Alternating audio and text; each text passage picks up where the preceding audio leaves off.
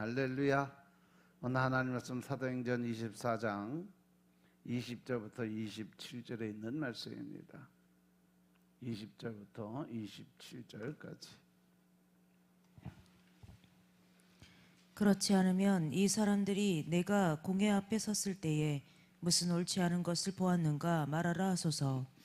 오직 내가 저희 가운데 서서 외치기를 내가 죽은 자의 부활에 대하여 오늘 너희 앞에 신문을 받는다고 한 이 한 소리가 있을 따름이니이다 하니, 벨릭스가 이 도에 관한 것을 더 자세히 하는 고로 연기하여 가로되 천부장 루시아가 내려오거든 너희 이를 처결하리라 하고, 백부장을 명하여 바울을 지키되 자유를 주며 친구 중 아무나 수종하는 것을 금치 말라 하니라. 수일 후에 벨릭스가 그 안에 유대 여자 두르실라와 함께 와서 바울을 불러 그리스도 예수 믿는 도를 듣거늘, 바울이 의와 절제와 장차오는 심판을 강론하니 벨릭스가 두려워하여 대답하되 시방은 가라, 내가 틈이 있으면 너를 부르리라 하고, 동시에 또 바울에게서 돈을 받을까 바라는 고로 더 자주 불러 같이 이야기하더라. 이태를 지내서 보르기오 베스도가 벨릭스의 소임을 대신하니, 벨릭스가 유대인의 마음을 얻고자 하여 이 바울을 구류하여 두니라. 아멘. 이제 보면 20절 21절의 말씀을 보면 더들로의 고발에 대해서 사도 바울이 이제 조목조목 반격을 시작을 했어요. 여기서도 문제의 소지가 있는 마지막 사건에 대해서 자기의 결백을 객관적으로 이제 하나하나 증명을 합니다. 그래서 사도 바울을 고소할 것이 있으면 사도 바울이 공회 앞에 있을 때에 내가 무슨 잘못을 했는가에 대해서 한번 얘기해봐라 이거예요. 내가 도대체 거기서 무슨 잘못했냐. 하여튼 공회에 섰을 때 사도 바울이 취한 행동 가운데 조금이라도 정죄할 것이 없었다는 거죠. 그가 잘못한 게 하나도. 그래서 결국 아나니아 일행이 사도 바울에 대해서 고발한 모든 죄가 거짓말이었다라는 것을 이제 드러나기 시작을 한 거죠. 사도 바울은 자신의 문제는 나는 다만 죽은 자들의 부활에 대해서 신문을 받았을 뿐이라고 아주 당당하게 대답을 합니다. 나는 그 소리밖에 한 게 없다. 그러니까 뭐 그 외에 다른 거 잘못한 거 있으면 니들이 한번 직접 얘기를 해봐라 이거죠. 그래서 사도 바울은 자신의 공회에서 했던 유일한 발언이 죽은 자의 부활에 관한 것이었다, 이 말만 했다는 거예요. 죽은 자의 부활에 관한 사도 바울의 주장은 로마 법정에서도 산헤드린 법정에서도 전혀 문제가 될 수가 없어요. 왜냐하면 로마 법정에서는 그것이 종교적인 신앙의 문제이기 때문에 로마법으로는 이렇게 다스려서 통치할 수 있는 그런 계제가 안 돼요. 소송이 제기가 될 수가 없어, 법이 없어서. 그리고 산헤드린 법에서는 죽은 자의 부활에 대한 신앙이 유대교의 전통적 신앙관과 일치하는 것. 즉 다시 말해서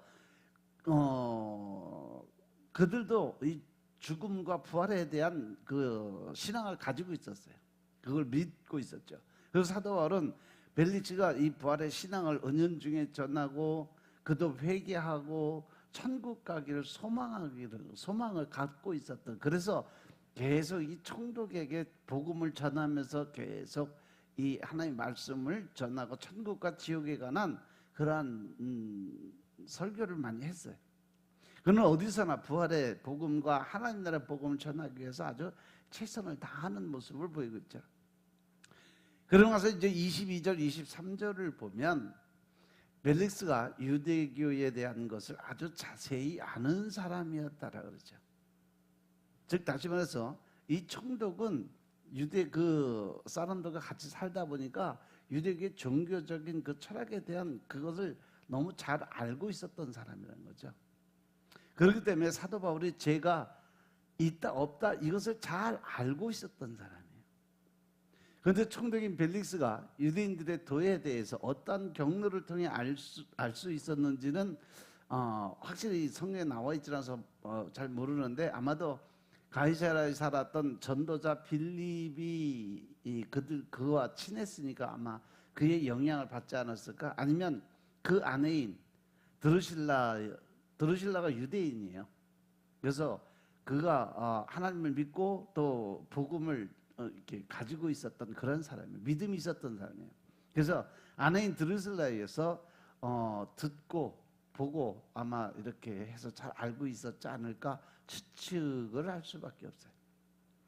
그렇지 않으면 유대 지역을 총괄하는 총독으로서 유대의 종교적 상황에 대해서 그런 정도의 정보는 입수하고 있었지 않았을까. 사도 바울은 벨릭스가 복음에 대해서 산헤드린 공회당에 있는 사람들보다 더 자세히 알고 있는 것이거나 상당한 지식을 갖고 있었다는 것을 그래서 강조를 하는 거예요. 그래서 그런 재판을 연기하고 바울에게 어느 정도의 자유함을 주죠. 벨릭스는 재판을 휴회를 하고 휴정을 합니다. 이 시점에서 재판장 벨릭스가 모든 진위가 드러났음에도 불구하고 판결을 연기하는 장면이 나오죠. 그리고 이제 천부장 루시아가 여기 이 재판장이 오면 그 이야기를 더 들어보고 판결을 내리겠다고 결정을 해요. 그런데 이 천부장 루시아가 23장에 보면 편지를 통해서 그때 당시 일어난 일들을 모든 사실에 입각해서 보고를 해요. 편지를 써서 다 적어줬어요. 그래서 사도 바울을 형사처벌을 아무 근거 그가 가지고 있는 죄가 없다라고 보고를 했기 때문에 다시 천부장인 그 루시아를 기다렸다가 이야기를 듣고 재판을 섞게 한다는 것이 조금 이 사람이 또 뭔 딴 생각을 가지고 있구나. 원래 총독 벨리스가 어떤 사람이라고 했어요? 돈 받기를 좋아하는 사람.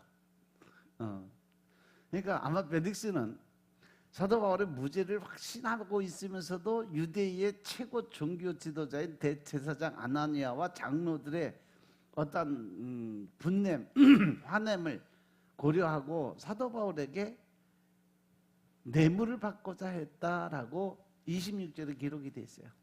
26절에 보면 그가 뭔가 사도 바울에게 왜 사도 바울이 뭘 가져갔다 그랬어요? 헌금, 구제 헌금을 가지고 왔다는 소리를 들었어요. 그래서 어떻게든 그걸 뜯어먹으려고. 그래서 그는 사도 바울의 무죄를 상당 부분 인정을 하고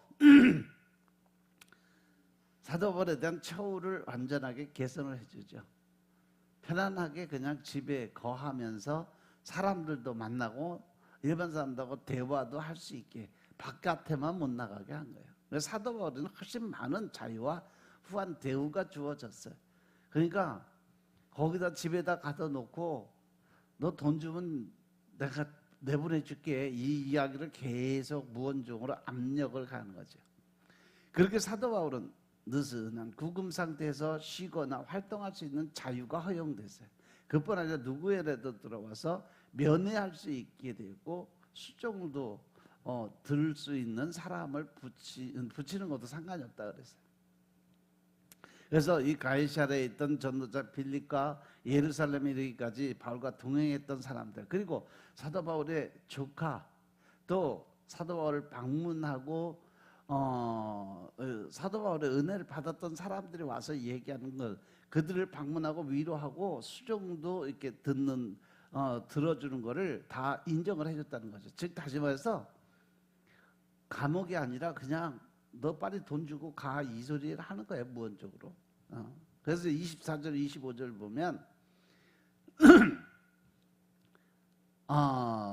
이 벨리스가 그 유대 안에 드루실라와 더불어서 이제 복음을 한번 들어보자 하고 이제 복음을 듣기를 청했어요.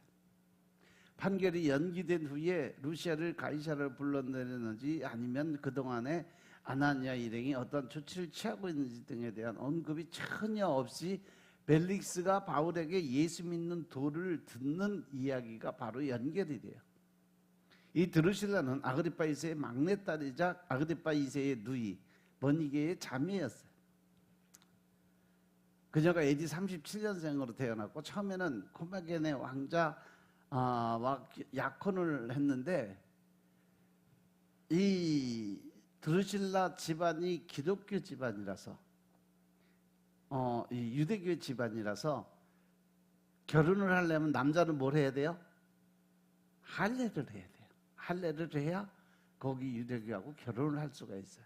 이방 사람들이라도 할례를 하면 결혼이 허용이 됐어요.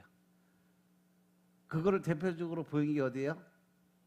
야곱의 딸 디나가 강간 사건 났을 때 그를 사위로 인정해 주는 것은 뭐를 해야 된다? 그 종족 전체가 할례를 하면 인정하겠다 해서 할례 해갖고서 다 죽여버렸잖아. 그렇게 할례를 받으면 결혼을 허락했는데 그 사람이 할례를 안 한다고 거부하고 파기를 시켰기 때문에 후에 할례를 받아야 한다는 조건을 수락했던 에메사의 왕 아지주스와 결혼을 했어요. 그 결혼한 나이가 몇 살이냐? 15살. 우리나라의 원래 결혼 정년기가 몇 살인지 아세요? 12살에서 13살이에요. 보통 그리고 옛날 꼬마 신랑이라고 그랬잖아요. 대가 급한 사람들은 어려서부터 근데 이 옛날부터 이 유대교 풍습이 보통 13살에서 15살이면 다 정년기예요. 다 그때 다 결혼했어요. 그 후에 이 절세 미녀인 드루실라에게 매혹된 벨릭스가 그부로 출신의 유대인 마술사를 통해서 자신과 결혼하도록 설득을 하는데 성공을 합니다. 그래서 그의 세 번째 아내로 삼았죠. 그래서 드루실라와 벨릭스 사이에서 아그리빠라는 아들이 있었는데 AD 70년 화산 폭발로 인해서 화산 용암에 닿아서 죽었다고 그래요. 드루실라는 유대인으로서 당시 그리스도 예수에 대한 도에 관해서 많은 관심을 보였는데 서방 사본들에 의하면 드루실라가 더욱 바울을 만나라고 복음을 듣기를 갈구하고 영적인 부분에서 엄청 갈구한 그런 사람이었다고 그래요.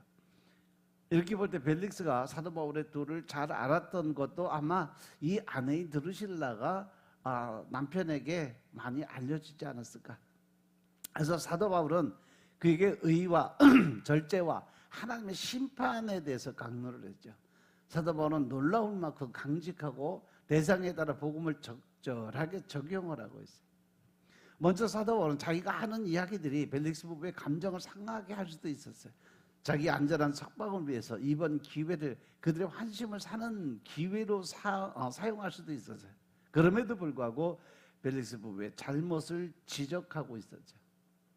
벨릭스는 잔인함과 탐욕, 그것으로 유명할 만큼 불의한 아주 나쁜 사람이었다는 거죠.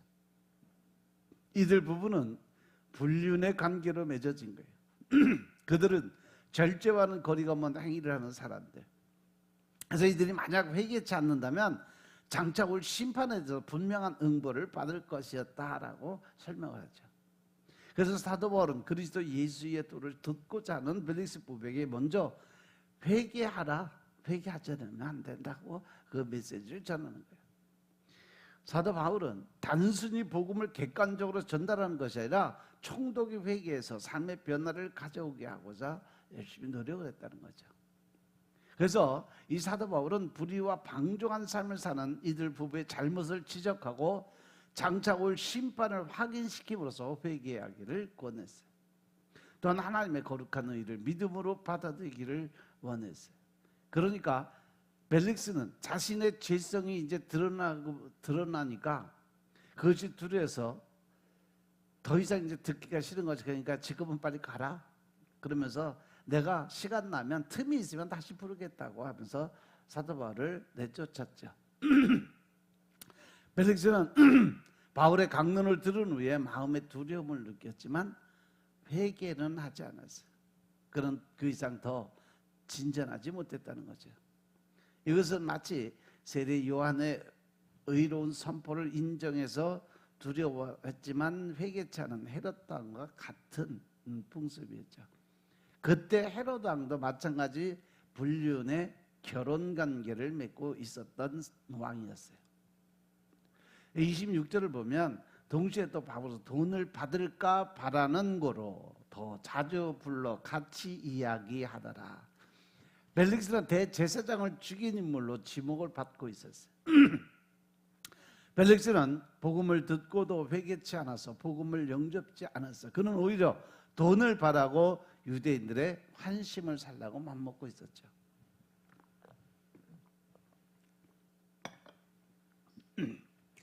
이 벨릭스의 두려움은 잠깐뿐이고 그의 재물에 대한 탐욕으로 많은 사람들에게 돈을 기대하고 살았던 사람이에요. 그런 사도 바울이 구제금을 가지고 예루살렘에 왔다는 이야기를 듣고 그 주머니 안에 돈이 들어있다고 생각한 것 같아요. 그래서 그 돈 뜯어내려고. 그래서 벨릭스는 사도 바울을 아주 자주 불러서 은근히 협박식으로 얘기를 하고 돈 주면 내가 풀어줄게 뭐 이런 간접적으로 전했거나 어떻게 보면 협박도 하고 회유도 하면서 석방에 관해서 이야기를 이렇게 했던 그 부분들이 있어요. 그래서 이 엘리야 법에 의하면 돈을 받고 죄수를 풀어주는 것은 딱 금지돼서 그것을 위반하는 경우에 관직에서 쫓겨나고 추방당하고 재산을 다 몰수당하는 그러한 법이 있어요. 그런데 타락한 관리들이 언제나 그렇듯이 법망을 교묘하게 피해가면서 불의한 재산을 계속 축적해 나갔어요. 그는 사도 바울이 구제 헌금을 가지고 왔다는 것을 알고 그 물질의 얼마를 얻고자 했어요. 복음에 관해서 관심을 갖지 않고 돈에 대해서 관심을 갖는 그의 모습은 바로 지금 이 시대의 사람들 모습과 거의 같다는 거죠. 그리고 이제 마지막 27절에 보니까 두 해가 지난 뒤에 보르기오 베스도가 벨릭스의 후임으로 직책을 맡게 됩니다. 사도 바울의 판결을 연기하겠다고 결정한 후에 2년이 경과됐는데도 판결을 안 내렸다는 거죠. 사도 바울이 그만큼 돈을 안 주고 있었다는 얘기예요. 쉽게 말해서. 그래서 천부장 루시아가 내려오면 판결하겠다고 해놓고 2년이 지나도록 재판을 속게 하지 않았어요. 벨릭스는 사도 바울을 석방하면 유대인들의 비난과 반감을 야기시킬 거라고 판단하고 계속 바울을 억류를 시키면서 돈을 요구했던 거죠. 이스라엘 대중들에게 별 인기도 없는 사도 바울에게 부당한 처사를 행하더라도 자신의 기반은 안전하게 유지하고 싶었던 욕심도 있어요. 그래서 벨릭스는 유대 사람들의 환심을 사고자 해서 사도 바울을 가둔 채로 내버려뒀다는 거죠. 이 보르기오 베스도라는 인물에 대해서는 별로 알려진 바가 없어요. 다만 그가 전임자나 후임자에 비해서 성실하고 유능했고 비교적 선량한 총독으로서 공정한 통치를 했다라는 기록은 돼 있어요. 벨릭스에 대해서 자기 구역의 강도들을 제거하는 일에 많은 노력을 기울였죠. 보르기오 베스도가 벨릭스의 직무를 이어받았다는 것은 결국 뭐야? 벨릭스가 본국으로 소환됐다는 얘기죠. 총독에서 쫓겨났다는 거, 잘렸다는 얘기예요. 쉽게 얘기해서. 그의 소환 이유에 대해서는 가이사라에 있던 유대인과 헬라인 사이에 내전과 관련이 있다고 얘기해요. 당시 유대인과 헬라인들 사이에 가이사라에 있었던 유대인과 헬라인들 사이에 가이사라의 주도권에 장악을 놓고 분쟁이 있었는데 이 분쟁에 벨릭스가 개입하는 과정에서 많은 유대인들이 희생을 당하고 투옥당하고 재산을 약탈당했어요. 어떻게 약탈을 했냐? 이 도둑놈들과 짜고 너희들 우리가 이렇게 칠 테니까 너희들은 가서 재물 싹 걷어다. 재물만 가지고 와라. 그리고 나서 그걸 어떻게 바지 나눴어. 도둑놈이 도둑놈 짓을 시켰어. 그렇게 해서 그걸 반바지 나눠서 재산을 엄청 모았어요. 유대인들이 로마의 대표를 파견하고 강력한 항의를 하게 이르는 그러한 사건이 벌어진 거죠. 결국 이것이 로마 법정에서 통과가 돼서 벨릭스가 소환되는 그러한 그 판결을 받은 거죠. 그래서 그게 도둑질하고 돈 모으고 사람들 죽이고 이런 것 때문에 형벌을 받아서 결국 그가 사형을 당할 위기에 있는데 그 형이 또 거기에서 엄청난 또 권력을 가지고 있는 사람이었어요. 그래서 이 벨릭스가 돌아가면서도 사도 바울을 석방하지 않고 구금된 채로 둬서 조금이라도 유대인들의 반감을 누그러뜨리려고 했던 부분들이 있고 결국 그 형이 이 동생을 구해서 그냥 조용히 끝났다 그래요. 아무튼 바울로서는 저 사정을 모르는 이 보르기오 베스토에 의해서 다시 재판을 받는 것이 결코 유리한 것이 아니었어요. 사도 바울은 지금 로마로 가려고 그러는데 예수님도 로마에서 증이 될 거라고 말씀하셨는데 이 사도 바울처럼 훌륭한 전도자가 2년 동안 가이사랴 감옥에 머물러 있었다는 거죠. 그래서 사도 바울은 자기 스스로 생각하기에 참 내가 허비하는 시간이 너무 크다라고 생각했는데 하나님은 이것을 통해서 하나님의 때가 있다는 것을 우리에게 알려주는 거죠. 모든 것은 하나님의 때가 있어야, 때가 돼야 일은 이루어진다는 거죠. 그래서 더욱 겸손하고 하나님의 때를 기다리는 그러한 믿음의 사람으로 바꾸기 위해서 하나님의 잠시 기다렸다는 거죠. 오히려 그동안 너무 열심히 일했으니까 한 2년 동안 푹 쉬어라 하고 쉬는 시간을 주었다는 거죠. 끝까지 이 자기의 책임을 다하기 위해서 끝까지 복음 전도의 사명을 하기 위해서 결국은 여기서 이제 시간이 지나면서 바로 이제 로마로 들어가는 일이 일어나면서 이제 로마서가 기록이 되는데 25장부터는 이제 다음 시간에 하겠습니다. 기도드리겠습니다. 아버지 하나님 감사드립니다. 오늘도 아버지 은혜 가운데 우리가 새 영, 새 마음을 갖고 주님을 바라보게 하시니 감사합니다. 늘 아버지 신령과 진정의 마음으로 하나님의 더 큰 하나님의 사랑을 나누고 베푸는 자들 될 수 있도록 축복하시고 오늘도 하나님의 은혜 가운데 우리가 살아가며 주님의 뜻대로 행함 있는 믿음을 통해서 하나님을 기쁘게 할 수 있는 하루가 되게 축복하옵소서. 오직 성령 하나님의 인도하심에 우리가 아버지 하나님의 뜻에 합당한 자가 될 수 있도록 축복하옵소서. 모든 말씀 우리 주 예수 그리스도의 이름으로 감사드리며 기도드렸사옵나이다. 아멘.